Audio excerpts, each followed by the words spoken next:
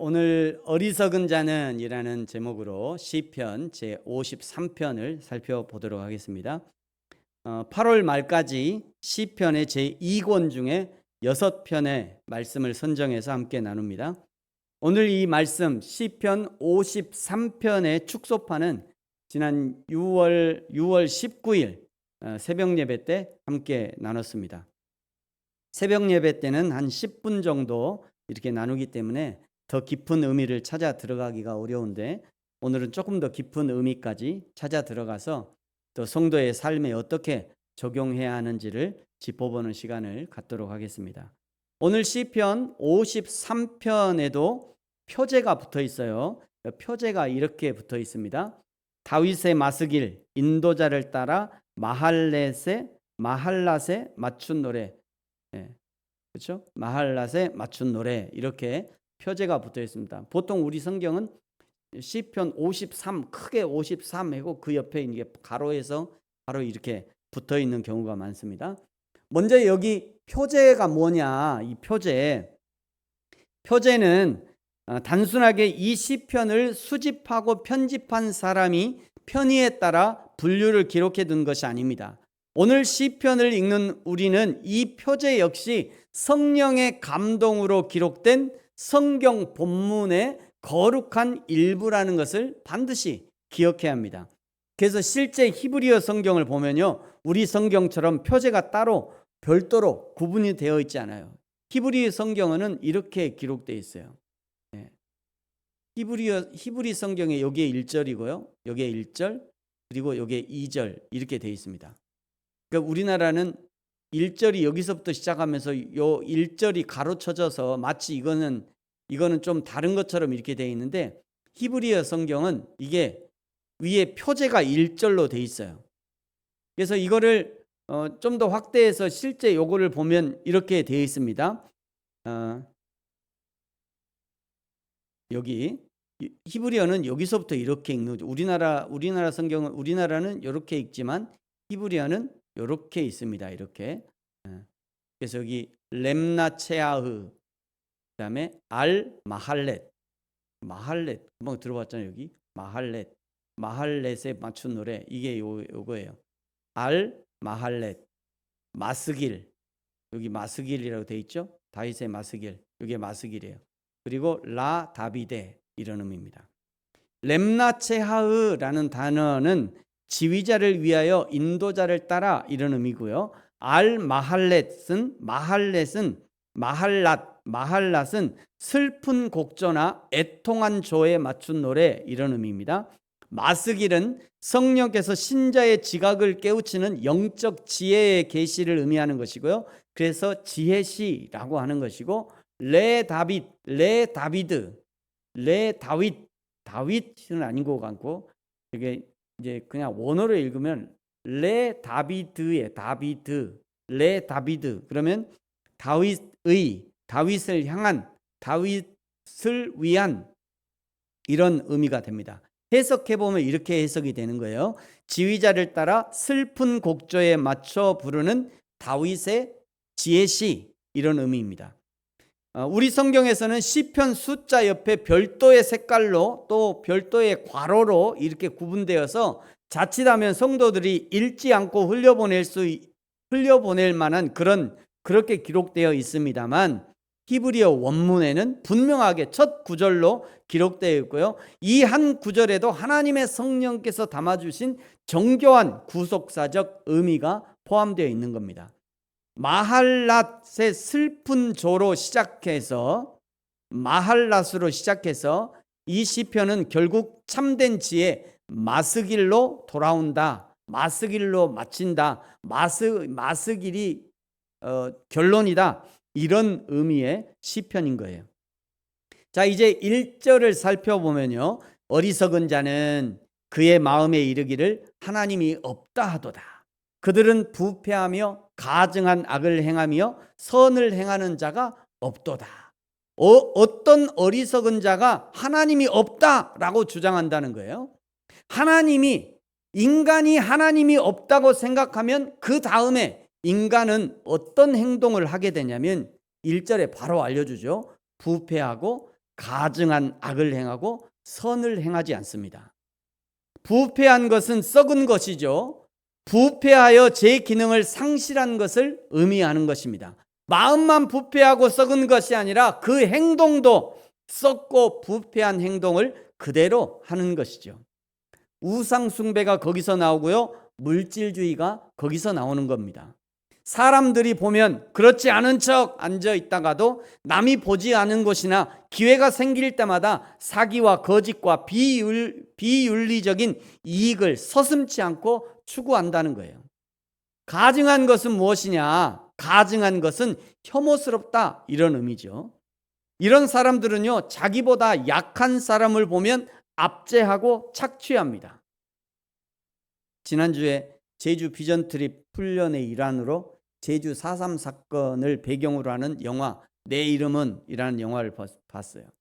그 영화에 보니까요, 총칼을 가지고 제주 4.3 사건이 총칼을 가지고 국가의 권력을 가진 자들이 그냥 이유도 없어요. 그냥 아무런 이유도 없이 그냥 빨갱이야. 아무런 이유가 없어요. 아무런 이유가 없어. 그냥 빨갱이야. 그냥 빨갱이면 다 죽여. 그 초등학교에 다 모아놓고 다 죽이고. 전라도 사람들을 많이 들잖아요. 전라도 빨갱이, 전라도 깽깽이. 뭐 이유가 없어. 아무런 이유가 없어요. 그냥 빨갱이래. 그리고 자기들이 권력을 갖고 있고 총칼을 갖고 있으니까요, 무조건 죽여요. 자기가 힘 있다고 하면 힘이 있다고 약한 사람들을 억압하고 착취하는 것이 가증스러운 것이고요, 혐오스러운 것이에요. 지금도 우리 주위에 많이 일어납니다. 이런저런. 저거는 몇십 년 전에 있었던 그런 일만이 아니라 지금도 여전히 우리 주위에 많이 일어나요. 사장들이 직원들 월급 제대로 안 주고 외국인 근로자들 차별하고 얼마나 많아요, 그런 것들이. 하나님이 그런 것은 가증스러운 것이죠. 우리가 일본 선교를 합니다만 일본이라는 나라를 이야기할 때 일본 사람들은 강자에게는 약하고 약자에는 강하다, 이런 말을 합니다. 일반적으로 자기보다 약하다고 생각하는 이 조선을 침탈해 가지고요, 약자라고 한 나라의 중전도 서슴없이 그냥 죽이잖아요. 그런데 자기보다 강하다고 생각하는 미국은 어떻게 해요? 미국 품에 안겨고 트럼프 품에 안겨고 이 트럼프가 강하다고 생각하니까 그 품에 폭 안겨갖고 그냥 아양을 떨죠. 이런 것들이 가증한 거예요. 저 일본만 가증하다는 얘기 아니라, 일본만 가증한 것이 아니라 그 마음에 하나님이 없다고 생각하는 사람들에게서 나타나는 공통적인 현상이라는 거예요. 하나님 없는 세상에서 인간은요, 인간의 본성에 충실하게 됩니다. 그래서 선을 행하는 사람도 없대요. 인간의 느낌대로, 인간의 생각대로, 인간이 하고 싶은 대로, 인간의 감각대로 인간이 하나님이 된 것처럼 행동하고 있다는 거죠. 그런데 인간은 하나님의 존재를 부인하게 되는 것이고 신앙을 부인하고 파괴하는 데까지, 그렇게 해서 이제 신앙을 파괴하는 데까지 가게 되는 거예요. 이런 사람들을 하나님은 오늘 1절에서 뭐라고 그래요? 어리석은 자래요. 어리석은 자다. 그런 어리석은 자들에게 하나님이 한마디 하십니다. 2절과 3절이에요. 같이 한번 2절 3절 같이 한번 읽을까요? 시작.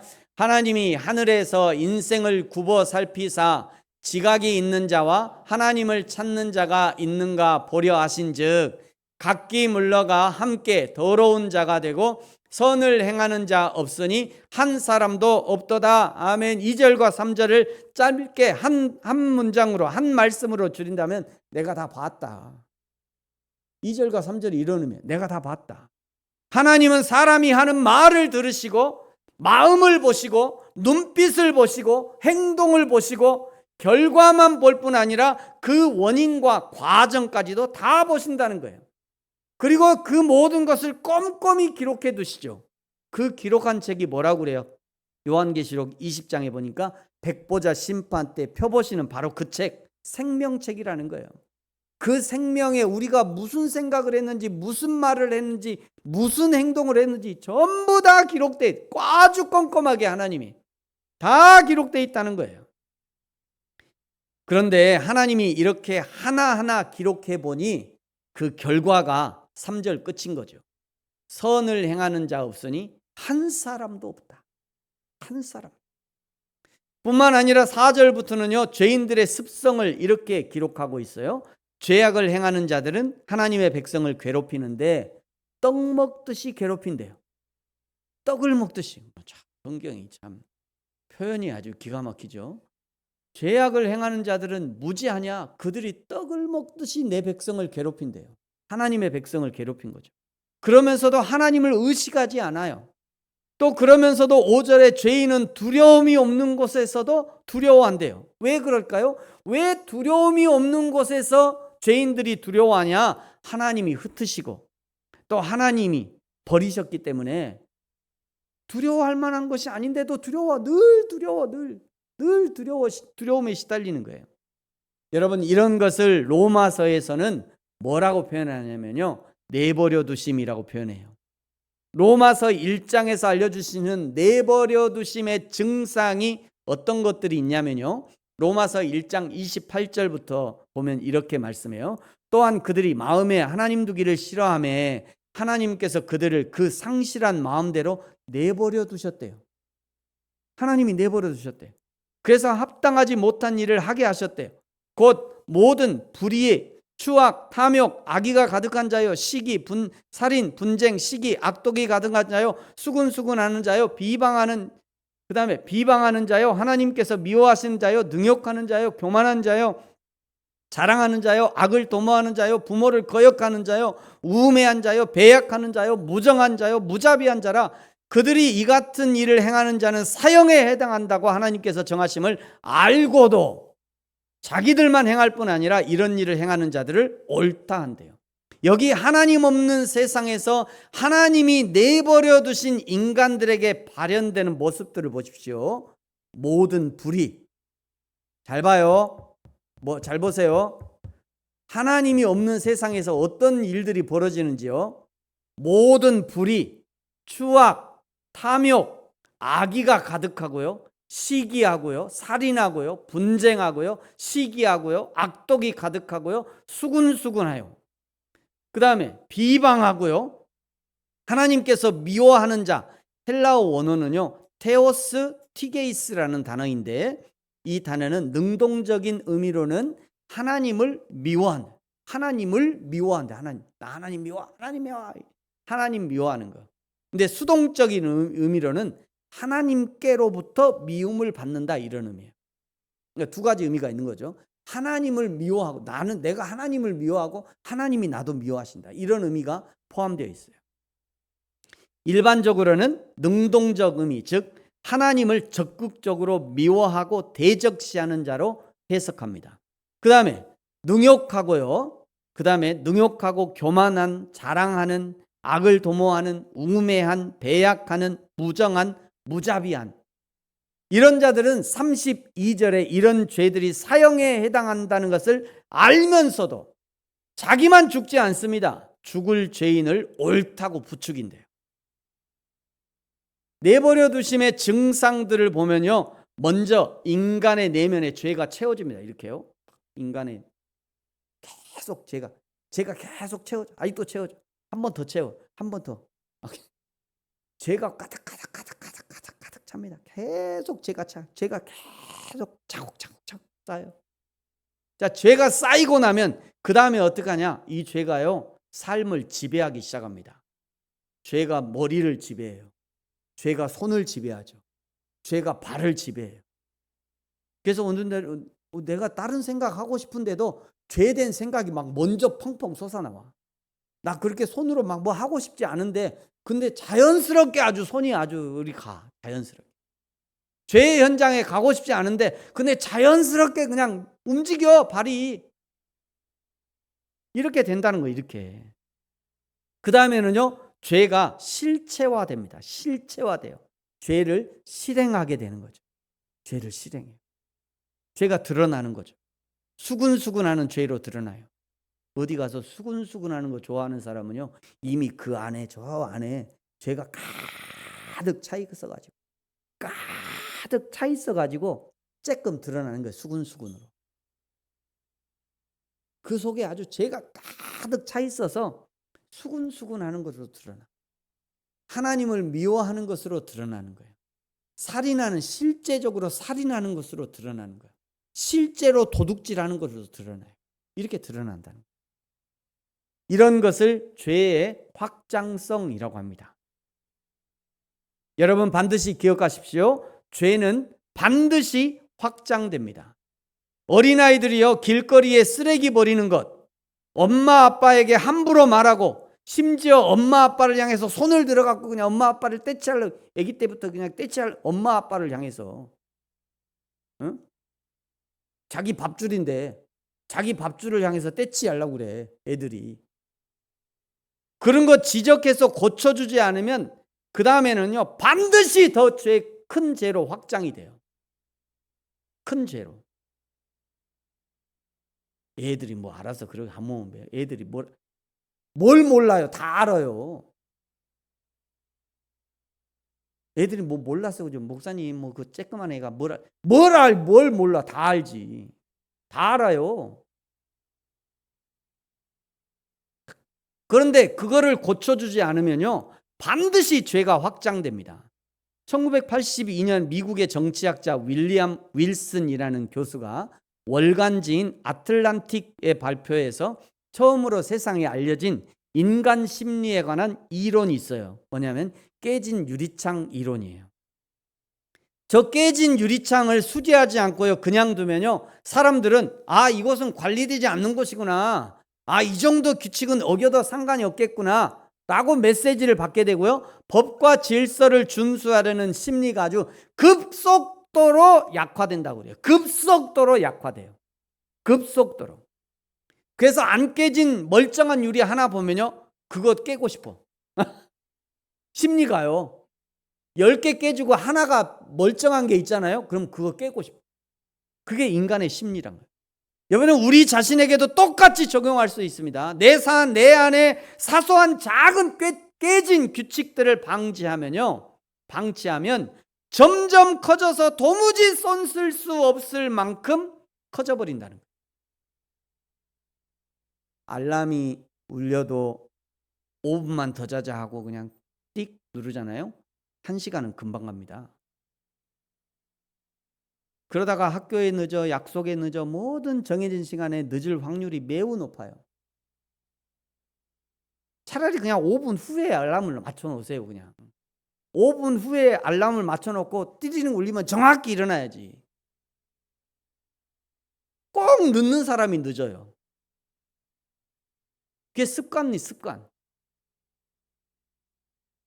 여러분, 우리 신앙생활도 마찬가지예요. 내 안에 작은 죄의 습관을 방치하면요, 반드시 큰 죄로 증폭됩니다. 사람도 차도 지나가지 않은 이 시골 농로에 빨간 신호등은 도대체 왜 있는 건지, 시골 농로에 저 빨간 신호등, 그리고 새벽에 빨간불, 아무렇지도 않게 그냥 건너다니다가 습관적으로 빨간 신호를 무시하게 돼요. 그러다가 사고 나는 거예요. 한국교회 권사님들이 새벽에 차 사고 많이 나요. 실제로요. 실제로. 한국교회 권사님들이 새벽 예배 가다가 오다가 신호 안 지켜갖고 실제로 사고가 많이 납니다. 뉴스에도 나오잖아요. 2번, 2명, 3명 그냥 동시에 그냥 돌아가신 일이. 자기 집에서요. 잘 들어요, 애들. 우리 중고등부 애들 잘 들어. 자기 집에서 마신 물컵 그냥 두고, 밥그릇 그냥 식탁 위에 그냥 두고, 우리 집에 엄마라는 이름의 가사도우미가 치우겠지 하고 그대로 방치하면요, 그런 사람은 교회 가서도 그대로 합니다. 어디 가서 그대로 해요.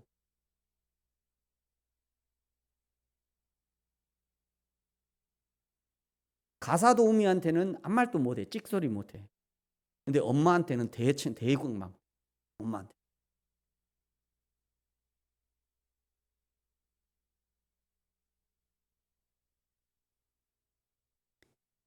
교회 가서도요. 교회 가서도 자기가 먹고 마신 쓰레기나 물컵을 그대로 의자에 놓고 가는 사람도 있어요. 코 닦음 휴지 그대로 놓고 가요. 애들 키우는 엄마들 똥기저귀도 그냥 그대로 교회 휴지통에 놓고 가. 가져가요. 집으로. 집에 가서 버려.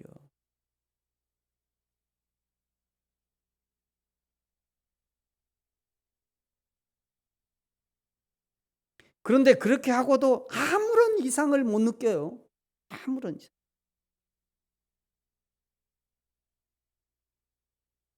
이런 것들이 깨진 유리창 이론의 실사판이에요. 교회에서 이루어지는 모든 일들은요, 하나님 앞에서 하는 일들이에요. 나 하나쯤 하는 가볍고 사소한 생각이 교회 전체를 무너뜨리는 단초가 될 수 있는 거예요. 여러분 주의하셔야 돼요. 여러분의 교회 생활을 돌아보셔야 합니다. 하나님이 다른 사람이 지적하기 전에 하나님이 지적하기 시작하면 심각한 거고요. 다른 사람이 지적해도 심각한 거예요. 그거는. 교회 다니기 힘들어져요. 그때부터는.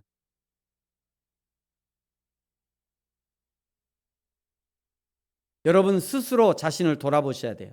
만약 내 삶에 깨진 유리창이 발견된다면 즉시로 고쳐야 됩니다. 그래야 더 망가지지 않는 거예요. 하나님이 인간 세상에 아무 상관도 하지 않으면 진정한 자유와 평화를 만끽할 것 같지만 오히려 반대로 방향을 잃은 인간은 스스로 자멸의 길, 지옥의 길로 걸어 들어가게 되는 거죠. 1절부터 5절까지 선을 행하는 자 없으니 한 사람도 없다라고 전적 부패를 선언하고 인간에게는 어떠한 소망도 찾을 수 없음을 철저히 규명한 후에 6절에 보니까요, 구원의 유일한 근원을 하늘 시온으로 향하게 됩니다. 여러분이 6절 같이 한번 읽을까요? 다 같이 읽어요. 준비하시고요. 시작.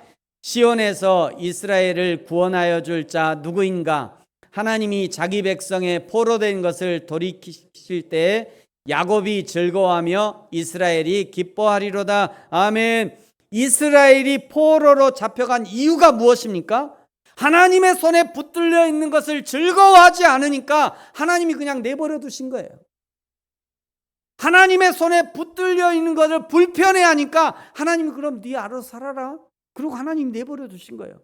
그렇게 70년 동안 포로 생활을 하면서 철저하게 깨달은 것이 뭐냐면 왜 우리가 하나님의 손을 귀찮아했던가, 이거를 깨달은 거예요. 70년 동안 포로 생활하면서 하나님의 손에 붙들려 있던 날들을 그리워하고, 그리고 성전 곳간에서 먼지 쌓인 하나님의 율법책을 발견하고, 그때서야 이 모든 괴로움이 하나님의 손에서 벗어났기 때문이라는 것을 알아차립니다.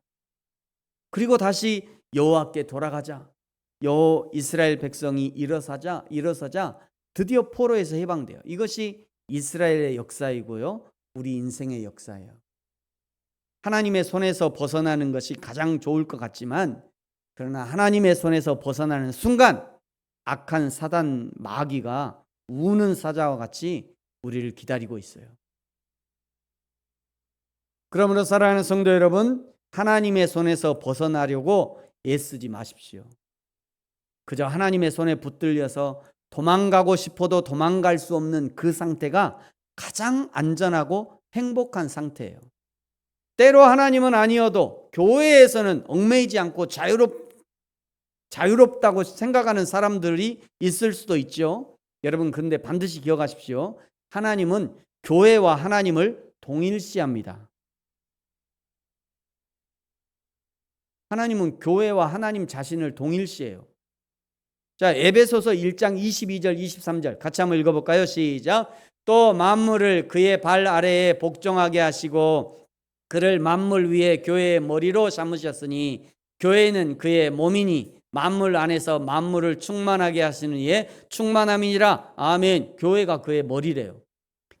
그가 교회의 머리로 삼으셨대요. 예수님을 교회의 머리로 삼은. 교회는 예수님의 몸이래요. 교회가 예수님의 몸이래요. 이런 신비한 비밀을 알았기 때문에 바울이 이렇게 고백합니다. 골로새서 1장 24절 같이 한번 읽을까요? 시작. 나는 이제 너희를 위하여 받는 괴로움을 기뻐하고 그리스도의 남은 고난을 그의 몸된 교회를 위하여 내 육체에 채우노라. 그리스도의 남은 고난을 그의 몸된 교회를 위하여 어디다 채운다고요? 어려워요? 그리스도의 남은 고난을 그의 몸된 교회를 위하여 어디다 채워요? 내 육체는 누구의 육체죠? 바울의 육체죠. 그리고 오늘 성경을 읽는 우리의 육체를 얘기하는 거예요. 바울이 교회를 세우기 위해서, 성도들을 하나님의 사람으로 세우기 위해서 수고하고 고생하는 것, 그것이 곧 하나님께 붙어 있는 비결이 된다는 것을 알고 있었던 겁니다. 알게 된 거예요. 그래서 그 고난을 교회를 위해서 감당했던 것이고요, 자원함으로 교회에 붙어 있던 거죠. 제가 꼭 여기까지 이렇게 설명을 하고 나면 그 다음에 꼭 이렇게 덧붙이는 사람이 있어요. 따지는 사람 있죠. 목사님, 교회가 무형교회가 있고 유형교회가 있는데 하나님이 말씀하시는 교회, 바울이 말씀하시는 교회는 무형교회가 아닙니까? 무형교회는 얼마든지 얽매이는 것이 좋지만 유형교회, 우리가 보통 얘기하는 교회의 건물의 교회는 얽매이기 싫어요. 희한하게 꼭 이렇게 얘기하는 사람이 있습니다. 있어요. 참 신학적 이론을 바삭하게 아는 사람이죠. 이런 사람은요, 신학을 공부해서 교회를 개척해야 돼요. 이런 사람이 교회를 개척해야 돼요. 그런데 저는 임상적으로요, 유형의 교회에 얽매이지 않는 사람이 무형의 교회에 얽매이는 것을 거의 본 적이 없습니다. 거의 본 적이 없어요.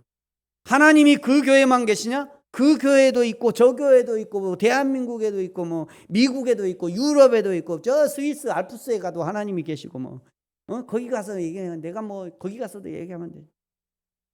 그렇게 얘기하는 사람치고 신령과 진정으로 하나님을 예배하는 사람을 거의 못 봤어요.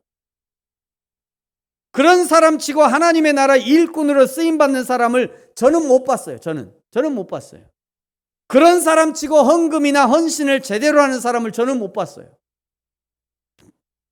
이거는 제가 보지 못한 것일 수도 있기 때문에 혹시 그런 사람 알고 계시면 추천해 주세요. 우리 교회 전도사로 쓰게. 제가 우리 교회 전도사로 임명해 줄게요. 그런 사람 보면 추천해 주세요. 그런데 그런 사람 찾기 쉽지 않습니다. 그러므로 여러분, 사랑하는 성도 여러분, 하나님이 없다고 떠들어대는 이 어리석은 자의 길이 아니라 하나님이 지금 여기 내 눈앞에, 내 입술에, 내 생각에 여호와 하나님이 함께 하심을 기억하셔야 합니다. 하나님의 몸된 교회, 유형의 교회든지 무형의 교회든지 교회에 붙들려 하나님의 일을 감당하고 하나님을 기쁘시게 하는, 하나님께 영광을 돌리는 그 인생이 가장 아름다운 인생인 것이에요. 저와 여러분의 인생이 오직 여호와 하나님께 붙들림 바 되어서 하나님의 영광을 드러내고 하나님의 나라를 위해서 귀하게 쓰임받는 저와 여러분의 인생이 되어지기를 예수님의 이름으로 축복합니다. 기도하겠습니다. 우리가